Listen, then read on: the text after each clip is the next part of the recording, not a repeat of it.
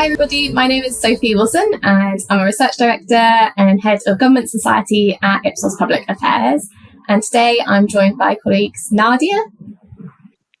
Hello, my name is Nadia Badaoui. I'm in the Policy and Evaluation team at Ipsos Public Affairs, and I'm joined by Dr. Eleanor Carter from the Go Lab. Hi there. Thanks so much for having me. My name's Eleanor Carter. I'm Research Director with the Government Outcomes Lab. We're a research centre based at the Blavatnik School of Government at the University of Oxford. And at the Go Lab, we investigate how governments partner with the private and social sector to deliver public services that can improve people's social outcomes.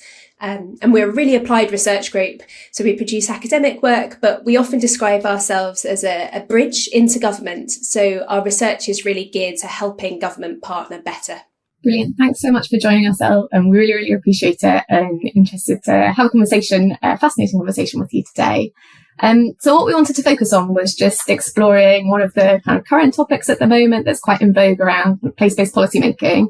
I wondered if you'd be able to kick us off by telling us a bit about what we mean by kind of place-based policymaking and where does it come from and why does it matter? Thanks, Sophie. So I think place-based policymaking is an expression that's becoming increasingly widely used, but it's also quite fuzzy. It's a little bit vague.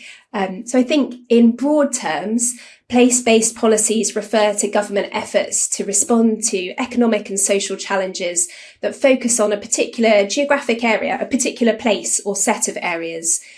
Some of the best known place-based policies are those that target economically underperforming areas. So that might be deteriorating business districts in towns, or maybe thinking at the European Union level, the focus on relatively disadvantaged areas that might be eligible for regional development aid. And sometimes I think it's helpful to understand place-based approaches in contrast to person-based policies that are targeted at individuals. So people-based policies often try to help people who are disadvantaged, but without regard to where they live or how concentrated their experience of deprivation. So examples might be working tax credits or free school meals, something very universal and available nationwide. So nationwide employment support programs. In terms of its origins, there's an Australian academic, Andrew Beer, who's got a great book on some of this. And he traces the origins of place-based policy back to the 1990s. So this was when some of the thinking around how individual cities and regions can shape trade and economic growth really picked up pace. So there were reflections on clustering and agglomeration and the importance of knowledge spillovers. And that was really the kind of the starting point for greater reflection on using place as an anchoring concept for policy making. So what is place-based policy? When this question was asked at a regional studies workshop, that a broad and varied range of themes emerge. So this might apply to themes like the coordination of challenges, multiple levels of government and governance, collective public good. It's also about things like complex policy, smart specialisation, place leadership. I think it also begins to connect with localism and the devolution agenda through phrases such as community aims and co-design. So really it can be a range of expressions, and I think that's maybe partly why it's so well supported, because it is easy to get behind, but also means that as a term it's quite challenging because it can be diluted and mean quite a lot of different things. That's brilliant, thanks, Elle. And we've seen that a lot, like both in terms of the kind of COVID response and places coming together to respond in kind of unique ways, as well as the rise of the devolution agenda and levelling up, thinking about where does kind of power lie. We're also interested in how place-based policymaking has played out or may have played out in the last 20 years, maybe not so much. Kind of interested in your take on whether we've seen its influence in the last 20 years or not in this next answer. But one of the things we wanted to focus on was in your recent paper published by the Government Outcomes Lab, you talk about government initiativitis, or the kind of proliferation of programs over the last 20 years, which were set up to encourage more joined up local services, maybe in the spirit of place-based policymaking, maybe not. Your study found that the vast majority of these programs use central government funding as the main lever for change rather than changes to laws or legislation, and that the funding tended to be awarded competitively rather than based on need. And that the decision-making structures for these programs also tended to be more led by central government then led by communities. What did this mean for these initiatives? What were the broader implications? And how, I guess, has place-based policymaking played out in that way? Thanks, Nadia. I wonder if I might start by thinking a little bit about why does this stuff matter? So I think one of the immediate reasons why place-based policy making is gaining traction is because there's a heightened attention on spatial inequalities, particularly in the aftermath of Brexit. So we've got a realisation that the effect of globalisation has been uneven and the benefits of growth have not been evenly spread. Every day there are people in parts of the UK experiencing quite severe social and economic disadvantage. And these gaps have been widening for decades, but we seem to be talking about them with real candour now. So there's kind of an increasing emphasis on levelling up. And I think although some scepticism might be starting to seep in, rhetorically at least, I think this has helped the political class rediscover left behind places. And then we've got a whole raft of different policies, almost a cacophony of different policies that are seeking to respond to this. So I think it's quite exciting to think about place-based policy as a promise and as a potential response to help tackle some of these spatial and social inequalities. But actually, we're sort of almost throwing spaghetti at the wall in terms of the range of policies that have been used to try and respond to some of these challenges. And that was really what we were trying to unpack a little bit more in the paper that you just mentioned, Nadia. So at the Government Outcomes Lab, one of our key areas of focus is the use of contracts. So when the public sector is contracting with partners, how can we better use that to coordinate public services at a local level? We talk a lot to local authorities and local commissioners, and it was really quite perplexing to hear about the complexity of local authority funding and reporting requirements and the differences between different local authorities. And I think you can also think about what this can look and feel like from the perspective of a person interacting with these different services. So I think some work by Glenn Bramley and Suzanne Fitzpatrick is really powerful here. So say a person who takes drugs to deal with childhood trauma, who perhaps falls into offending as a consequence and loses their home when entering prison, actually acquires 3 quite distinct labels. Each stimulates a really discrete response from statutory and voluntary systems. We need to understand how to stop doing that and how to make sure that public services are more coherent and joined up around a person. So we wanted to think about these kind of broader systemic issues that cause the fragmentation and the role that central government might have to play in overcoming that. And we were actually building on a piece of work that Sophie and a team at the Institute for Government had led to try and identify all of these different initiatives that had aimed to join up local public services in England. And then we tried to describe a little bit more of the variation in the approaches that these initiatives had taken. So we looked back over 25 years and we found that in England, central government had attempted to do this kind of joining up on at least 55 different occasions. So this is why we kind of came up with this initiative-itis. So this is sort of being inflicted upon local government by the large volume and variety of coordinating programmes. And we tried to analyse and map some of the characteristics of those initiatives.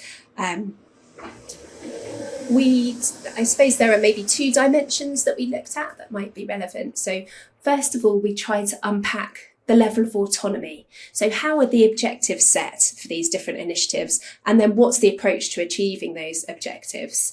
Maybe it's obvious, but in the traditional Westminster model, we've got quite a top-down approach, and certainly by international standards, the level of concentration of decision-making within Westminster is really potent. So we've got central government imposing quite clear requirements for what's expected to be delivered, how it expects it to be delivered, and measures for performance. So you can think of kind of classic New Labour deliverology here. So we put that at one end of the spectrum, this kind of very top-down, centrally driven approach to objectives and the approach to achieve them.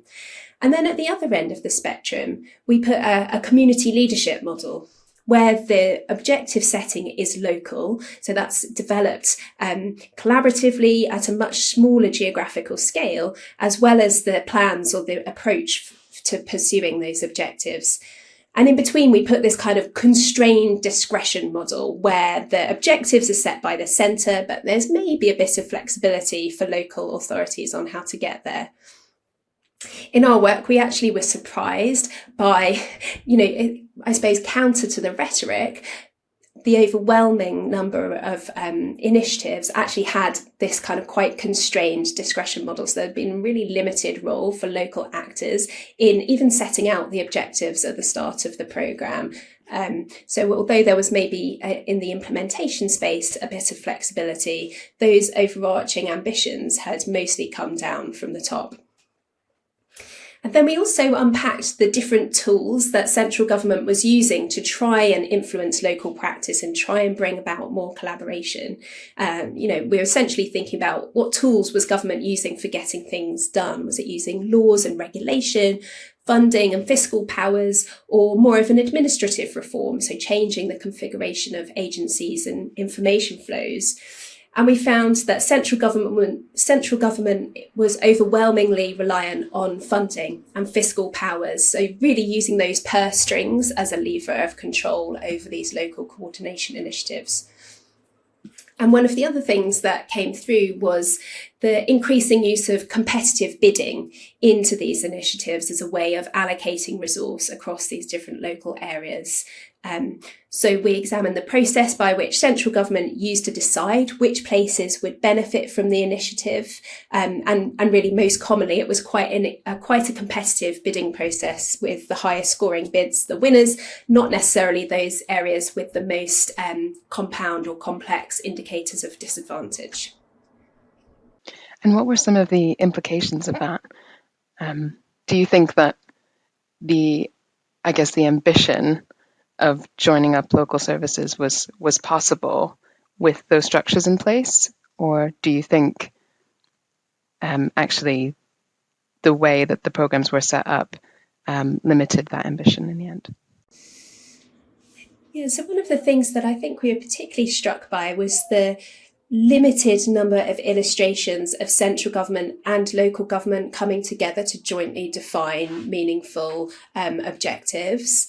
And I think there's a real challenge here because in a Whitehall and Westminster oriented system, accountability happens, to ministers. If you're a minister responsible for a policy or the rollout of a programme, and you know that you're going to be held to account for that in Parliament, letting go of the reins, I'm sure can feel quite tough.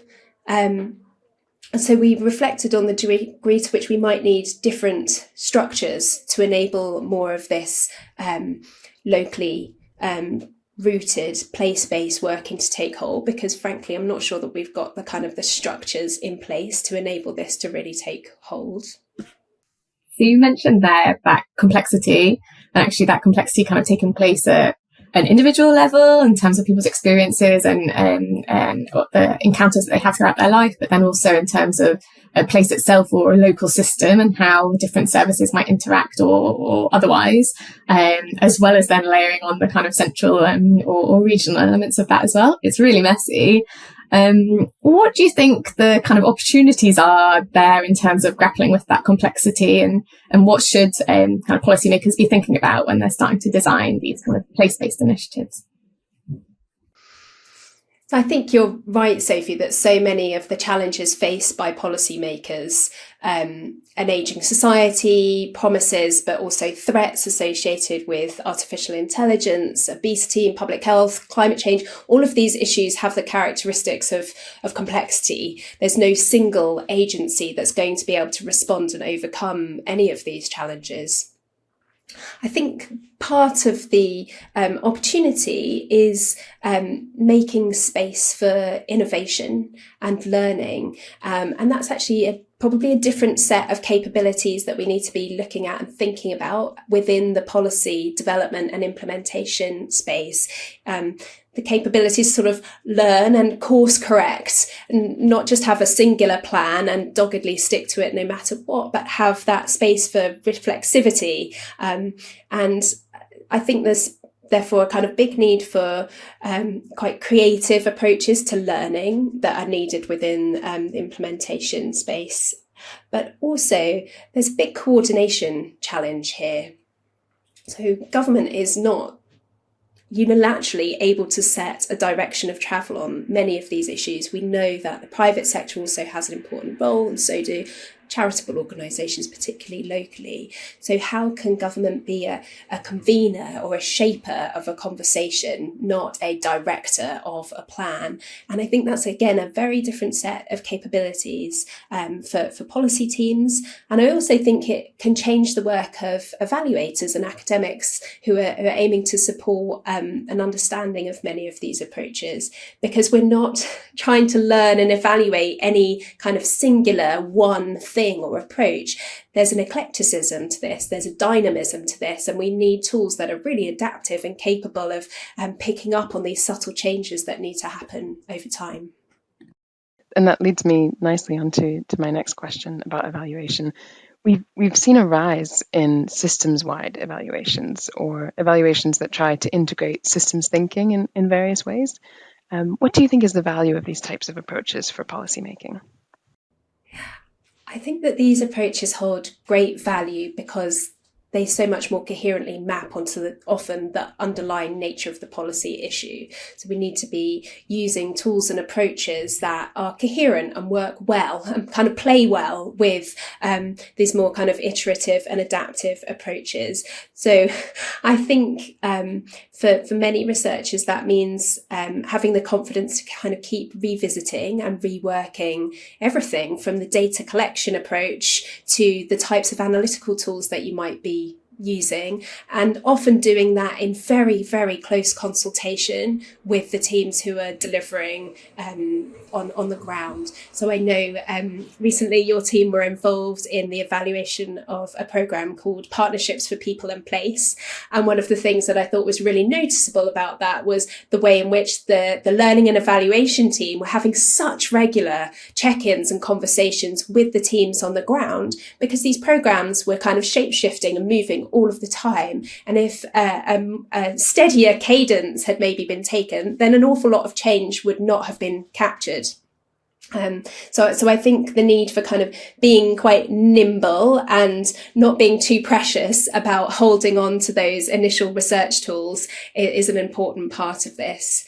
But I do actually also think there are tensions here as well, because there are still parts of government that have quite a kind of a straight bat RCT or quasi-experimental study mentality. And there's a real difficulty, I think, in understanding where and how that kind of evidence approach can be, can kind of interact with and be supplementary to more of a kind of reflexive and kind of complexity informed approach to evaluation. So I think there are some difficulties often in reconciling those approaches. And I guess practically thinking about instances where evaluations have used the right tools, or policymakers have used the right approaches to encourage this way of working to solve complex local problems. What lessons have been learned? Thinking about issues like housing or homelessness, complex challenges which have to be tackled by multiple agencies, or challenges facing the whole government like net zero, how to effectively and ethically use new technology like generative AI. What are some lessons that have been learned from doing this well? I think it makes the challenge of learning lessons from evidence even more challenging and subtle. So I think that some of what work centres are doing a really great job of offering synthesis of the emerging evidence around some of this. So you're talking about homelessness, and certainly the Centre for Homelessness Impact, I think, are doing a fantastic job of mapping the contours of where we have a stronger understanding of the type of approach that might work well, and where we have some gaps. So I think there is important work synthetically that can help really inform inform our understanding, and then we can work much more intentionally to try and bolster some of those gaps. But I also think it means that we need to move away from this sort of idea of taking something off the shelf and immediately expecting it to work if we plug it in. So I think maybe it encourages us all to be a bit more reflexive when we're taking one of these manualized interventions and using it in a new context.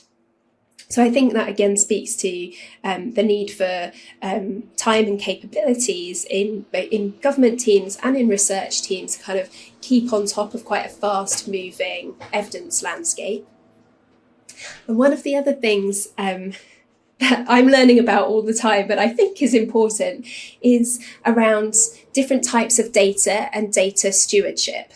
So one of the things that can be really challenging and frustrating when you've got these very dynamic and eclectic programs that are trying to do new things at a local level is saying something about the type and number of outcomes that have been achieved. And if we've given up on collecting data, we're often really constrained around what we can say, just in terms of magnitude of numbers of people who've connected. Even that very preliminary data can often be pretty shaky. So I'm very interested in a model called data stewardship, where there's far more of a dialogue around the development and compilation of data, so that we acknowledge that there's no one stakeholder who owns all of the data. We're going to need to be quite careful in interpreting and reading across different data sets. Government also probably doesn't have all of the data on this stuff either. So we need to work harder to make the connections between different types of data. And that's where I think that things like natural language processing and some machine learning technologies can really help convert data into more usable and analysable forms. So taking text data and making it a bit more legible at speed, I think is a really exciting sort of frontier on some of this. I could speak about the Life Chances Fund. This is a project that's run by DCMS, the Department for Culture, Media and Sport, but it was a programme that sought to enable local commissioners to use an outcomes focus in their work. So sometimes these were impact bond type projects. But what was interesting is that every project within this programme was locally designed. So that they're very eclectic in terms of the issues that they're speaking to. Some of them are about supporting children who might not be able to stay in their birth families but need to be supported to transition into a different care environment. Others are about health and well-being in older life. So there are a range of very different policy topics that are being touched on, but all of them have an outcomes focus.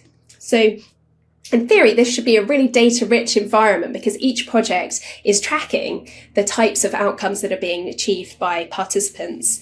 But we actually found that there wasn't very much standardized tracking or recording of some core information when we started researching and walking alongside these projects. So we needed to actually do quite a lot of work that was a conversation between local teams and what a meaningful data set would look like. So instead of being very prescriptive in terms of the management information approach, we're trying to be quite adaptive and make best use of what's useful on the ground. So instead of kind of reworking or doubling up on data collection, that we're trying to integrate the systems that are being used locally as a source of intelligence and understanding that can actually be used at multiple levels of government. I actually have a additional question, I think, in terms of, we've talked a bit about kind of co-design and actually the importance of place-based places having an influence on the objectives of a central programme, or actually coming up with what the outcomes are that they want to focus on and the diversity that can bring. I wondered if you had any reflections on kind of the use of things like deliberative approaches or bringing kind of individuals or citizens or service users into that process as well. That's something that we do a lot of at Ipsos on some of these knotty problems, getting the public involved to reflect on it, and whether you see that as also potentially a kind of key facet or an important element of place-based policy making that could be relevant for the future. Yeah, I agree that this is a really exciting space, Sophie. I think that there's quite a lot of variation between different local government teams and the different levels of confidence around using some of these approaches directly. But certainly there have been, there are a number of really great examples of local government teams adopting a really great facilitative approach to bring in the voices and perspectives of citizens throughout the life cycle of a particular programme, and in particular at those very early stages, so that the purpose and the mission, it really is collaboratively developed. I think one of the things that can be a bit challenging about these approaches, well, I think there are maybe two. One, I think it's very easy for rhetoric to take over, so you sound like you're doing great facilitation of a public dialogue, but really it was just three people at an awkward time of day and doesn't really meet the ambitions of the model. And I think the other thing that can be really challenging is communicating some of this stuff. So I think it goes back to another big data issue. Like, we've got, the potential to be generating an awful lot of material on citizen perspectives, particularly if we're thinking about participatory budgeting at scale. This is an enormous amount of data, and we need to be quite sensitive, I think, to which voices win out and come through most loudly. And again, I think that's where research and evaluation organisations have a lot to offer in order to help make the most of the very different forms of data, so that it's not just the loudest voice at the one meeting that decides the whole plan.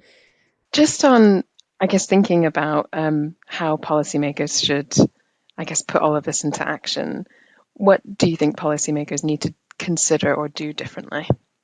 One of the things that I'm often surprised by is how infrequently Whitehall civil servants get out and about and interact with local teams, either in local government or in voluntary sector organisations at a local level. So where there are examples of that happening, I think it can really be quite profound in terms of the implications for how policy is developed. So I think just the humility to go out and visit and see a little bit more seems to be very powerful. But I also think it's part of this is really challenging when you're operating on a really fast-paced policy development cycle. So I think the space for reflexivity and revisiting and reworking in a very open way, it can often be really squashed out of typical timelines for project development. So I think that's a real challenge, and we need to kind of acknowledge the time and the resource that's needed for working with some of these different tools and approaches. So I don't necessarily think it's a kind of handbrake term for tomorrow, but we need to make space and acknowledge that, so we probably need training and development support to enact some of this stuff, but also the space and time to really let it fly. So thinking about the future, what gives you hope about the future of public services? Where should we be focusing? What should we be looking forward to? I think there are some phenomenal examples of great collaborations, particularly between local authorities and charitable organisations, that are really taking a very person-centred approach to the way that they deliver support. I think there has been a total sea change in some places. So we've shifted away from this real deficit model, like I am here to help you, to a real enabling, listening to a person's aspirations, being far more directed by the aspirations that they want to pursue in their lives. And I think that's really powerful. So that's certainly something that is exciting and promising. I think one of the challenges is how do we fund it, and how can that fit with an accountability model that still ends up with a minister in a select committee, that enabling that kind of tacit local knowledge to be used well at the front line.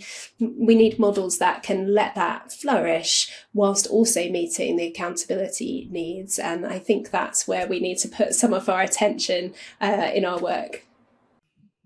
That's amazing. I think earlier you mentioned the kind of role of the private sector as well in some of this, and whether that's, again, adds a further layer of additional actors where the accountability is, again, slightly different. Yeah, I do think that there are important lessons to be learned from the private sector, both in terms of how public and private interact and the innovations and efficiencies that can potentially be unlocked through that. But also I'm really interested in some of the business to business contracting world. Often this works with a really lively and adaptive approach to partnership that seems to run so counter to the very stately procurement process that we see in the public sector. So I think there are probably lessons also to be learned just in terms of this nimble partnership model, learning and course correcting, even in the way that the contracts and the partnerships are structured, that seems to be happening a lot more in the private sector, but hasn't yet been used as much as I think it could be in the public sphere. That brings me to actually one question I just thought of. You mentioned earlier that one of the key tensions is encouraging local ownership and local co-development whilst also being accountable to ministers. And that kind of need for central level accountability. I was just wondering if there are any examples internationally of where that tension has been resolved, or is that still kind of an open question for the Go Lab? I think it's an open question for the UK. I think we really are one of the most centralised administrative systems, and you can look to examples where there's far more devolution and more of a federal model.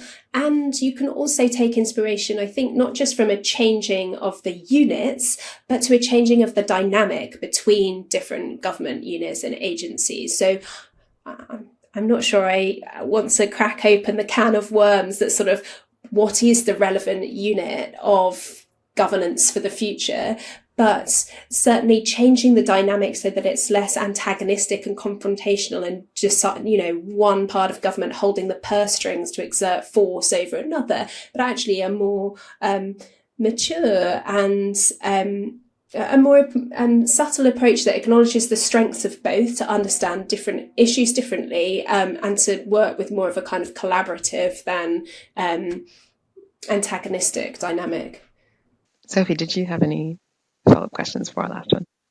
No, I think the only other question was whether there was anything else that was important that you feel like we've missed that we want to add.